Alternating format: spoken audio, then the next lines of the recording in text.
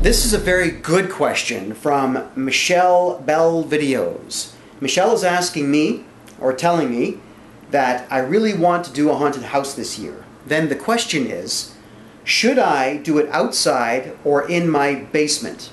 And how do you get people to come? Okay, should you do it outside or in your basement? I, for one, am not really a fan of having hundreds upon hundreds of people that I don't know walking through my house. And from the standpoint of them going off track and stealing, that's really not the issue.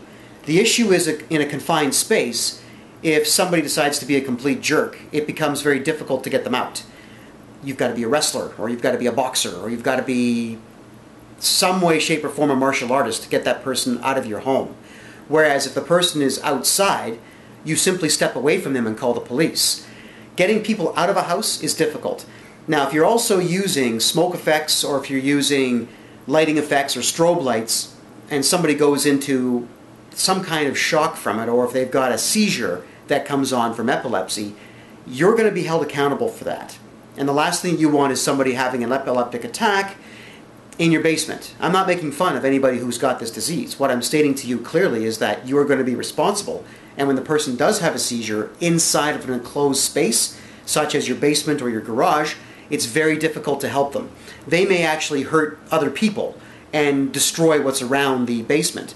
Let's say somebody has a seizure in your basement and they knock over a pole, which in turn brings an entire lighting ensemble down on top of them and other people.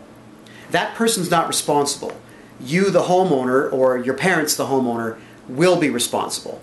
Always try to do this outside.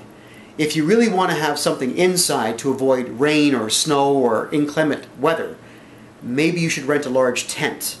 You can get tents relatively inexpensive. A 30-foot by 30-foot tent is quite affordable.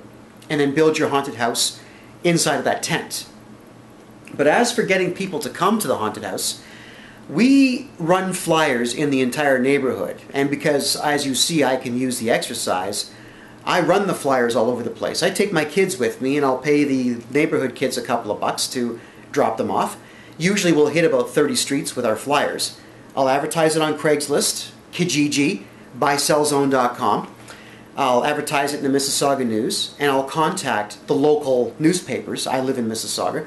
I'll contact all of the local newspapers and try to get them to run a story, which in 2009 the Mississauga News did. There's actually a video where the photographer had come by to take photographs of the haunted house. In fact, the newspaper article, I'll say, was very successful.